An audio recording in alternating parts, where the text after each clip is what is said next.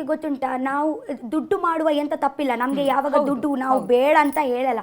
But ಎಲ್ಲೋ ಕಡೆ ನನಗೆ ಎಂತ ಅನಿಸುತ್ತೆ ಗೊತ್ತುಂಟಾ, ನಾವು ಜಸ್ಟ್ ಹಣನೇ ಕಾನ್ಸಂಟ್ರೇಟ್ ಮಾಡಿದರೆ ನಮಗೆ ಆ್ಯಕ್ಚುಲಿ ಇವತ್ತೇ ನಾವು ಹಣ ಯಾಕೆ ಮಾಡೋದು? ನಮ್ಮ ನೆಮ್ಮದಿಗೋಸ್ಕರ, ಓಕೆನಾ, ನಮ್ಮ ಹೊಟ್ಟೆಗೋಸ್ಕರ, ಊಟ ಮಾಡಲಿಕ್ಕೆಲ್ಲ ನೆಮ್ಮದಿಗೆಗೋಸ್ಕರ. ಬಟ್ ಮ್ಯಾಮ್ ಓಕೆ, ನೀವು ದುಡಿತೀರಾ, ನಿಮ್ಮ ಹತ್ರ ತುಂಬ ಉಂಟು, ಬಟ್ ನಿಮಗೆ ನೆಮ್ಮದಿಗೇ ಇಲ್ಲ, ನಿಮಗೆ ಖುಷಿಯೇ ಇಲ್ಲ. ಓಕೆ, ಸೊ ಎಂಥ ಪ್ರಯೋಜನ?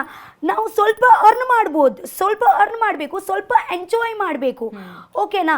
ಹಣ ಎಂತ ಜೀವನ ತನಕ ನಾವು ಫುಲ್ ಟೈಮ್ ನಾವು ದುಡಿಬೋದು. ಬಟ್ ಈ ಟೈಮ್ ಈ ಏಜ್ ಮತ್ತು ಈ ಟೈಮ್, ಈ ಎನರ್ಜಿ ವಾಪಸ್ ಬರಲ್ಲ. ನಂತರ ಮೇ ಬಿ ನನ್ನ ಹತ್ರ ತುಂಬ ಕೋಟಿ ದುಡ್ಡು ಇರ್ಬೋದು, ಬಟ್ ಈ ಎನರ್ಜಿ ಇರಲ್ಲ, ಓಕೆನಾ. ಸೊ ನನಗೆ ಈ ಎನರ್ಜಿ ಕೂಡ ಮಿಸ್ ಮಾಡಲಿಕ್ಕೆ ಇಲ್ಲ.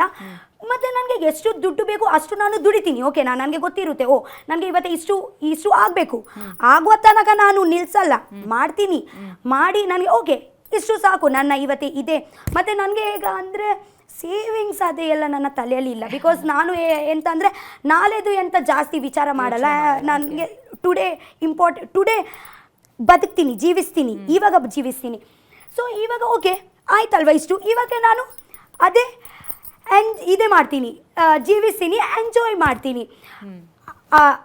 ಆವಾಗನೇ ನಿಮಗೆ ಆ ದುಡಿತೀರಲ್ವಾ, ನಿಮಗೆ ದುಡಿದು ಎಂಥ ಪ್ರಯೋಜನ ಆಯಿತು ಅಂತ ಒಂದು ನೆಮ್ಮದಿಗೆ ಸಿಗುತ್ತೆ.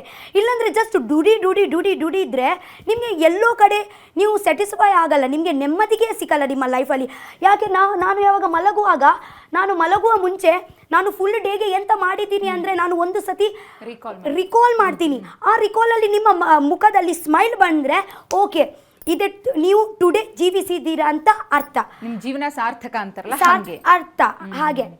ಸೊ ಅದೇ ಒಂದು ರಾತ್ರಿ ನನಗೆ ಯಾವಾಗ ಆಗುತ್ತೆ, ನಾನು ಹೀಗೆ ಮಾಡಿ ಫುಲ್ ಡೇಗೆ ರಿಕಾಲ್ ಮಾಡ್ತೀನಿ.